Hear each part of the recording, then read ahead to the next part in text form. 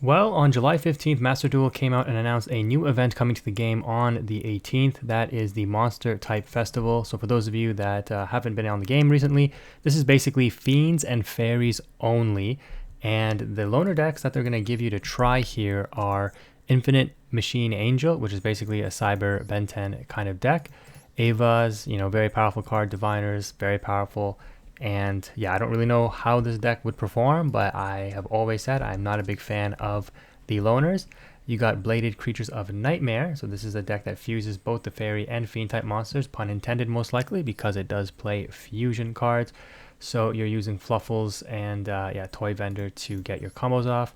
Probably not the best deck, but of course what they want to do is sell that new Labrynth pack. And probably the best deck for the event because, traps are extremely powerful, and in a slower format, which this is, since you don't have Ash Blossoms and Max Seas because they're not Fairies and Fiends, Labrynth will probably be the best deck. So there is a loner deck that doesn't look half bad. This kind of looks a little bit like the way that Labrynth was played before Lady and Big Welcome were added to the game, when you would use like Absolute King Backjack. But of course, this deck is including the Big Welcome and the Lady Labrynth of the Silver Castle. You know me if you've watched my videos, though. I don't like using the loner decks. There's kind of some jank in here, and rightfully so, because they want to make sure it's balanced. You don't have any pot cards. You have one spell in the one-up's field spell. You're playing Storming Mirror Force, which again, not really the best. 3 Fair Welcome Labrynth, not really a good card to be playing. Archfiend's Ghastly Glitch can be okay, but it's again probably just a one-of. In my opinion. And then the extra deck is it's half decent. You got triple Unicorns, triple Cerberus, triple Phoenix, but you're also playing Arion times 3, and then 3 of all the furniture, which again, just clutter in the deck. You're going to brick hard with this version if you play it, but it is still a very powerful deck, because honestly, all you need is one of the welcome Labrynth traps, and you're in business, right? The rest of the deck kind of cooks from there. And like I said, because of the limitations in this event, a slower deck like Labrynth will be fire. So if we go ahead and we take a look at what I would personally be cooking up for this, is going to be Labrynth. I have Labrynth, I just haven't opened the new pack yet. But I mean, I think I will now, right? And that's what Konami wants you to do, incentivize you to get that Labrynth deck. You're going to need some practice with the deck prior to the event, but it will be a very, very powerful deck. Ice Dragon's Prison will be huge because there's only 2 monster types. It's going to be Fairies or Fiends. So this card will constantly be able to interrupt your opponent's plays. You might even want to play 3 of it, not just the one of that you would search off of Lovely. Lady. And I think you might want to play 2 Lovely and maybe 3 Lady, up from the ratios that you'd play in normal standard mode, because you can just use more of that gas, so to speak, because like I said, you don't need to make room for Maxis and Ash Blossoms and all those things.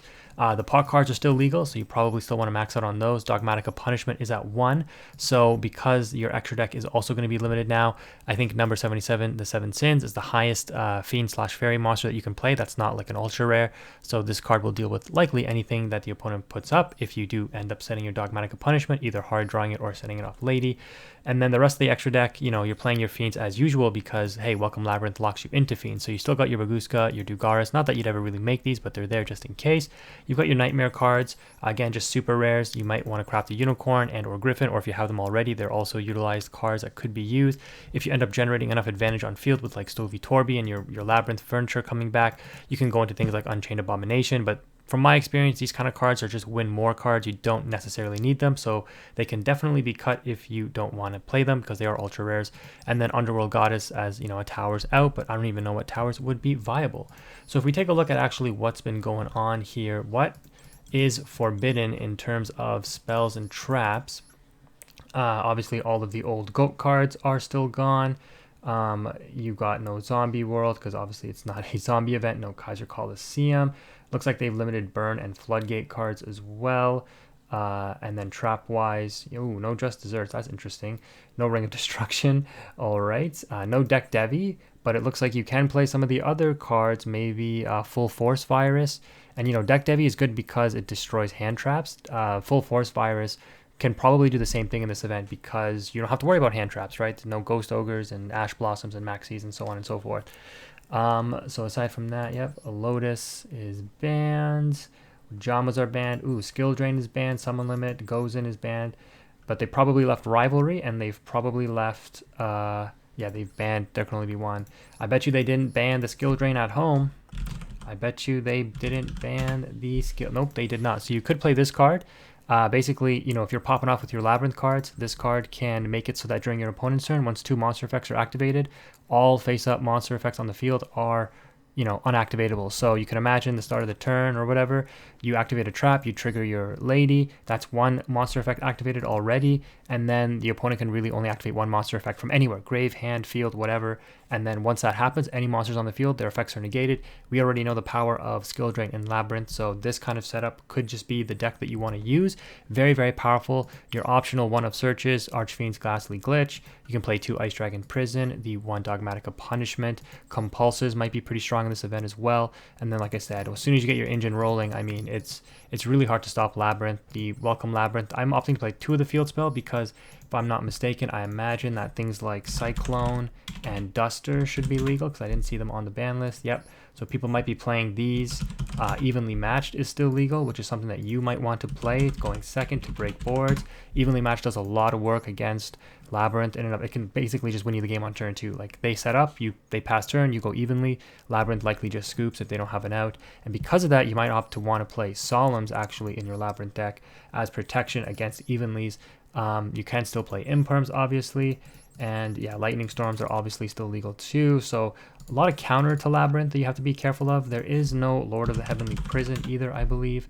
Nope, because that's a rock card, obviously. So you're not going to be able to play that to protect your back row. And yeah, that's kind of what the event is shaping up to be. You don't need Solemn Strikes either, which is nice because those are ultra rares. Because usually you play Solemn Strikes to negate Ash Blossoms and things like that, but you don't need to worry about that here. So yeah, this deck is probably going to be the top tier deck for the event, and you can build it this way. So before we wrap up the video, quickly look into it. Labrynth Coup Clock ×2, 2 Stovey Torby, 2 Chandelier, 3 Ariana, 2 Lovely Labrynth, 3 Lady Labrynth, 3 Pot of Extravagance, 1 Pot of Prosperity, 2 of the field spell, Labrynth, 2 Compulse, 3 Evenly Matched, 3 Infinite Impermanence, 1 Dogmatic Punishment, 2 Ice Dragon Prison, 3 Welcome Labrynth, 1 Archfiend's Ghastly Glitch, 3 Big Welcome Labrynth, 2 Power Sink Stone, extra deck. Again, doesn't really matter. You just want the number 77 for the 4000 attack to send off Dogmatic Punishment.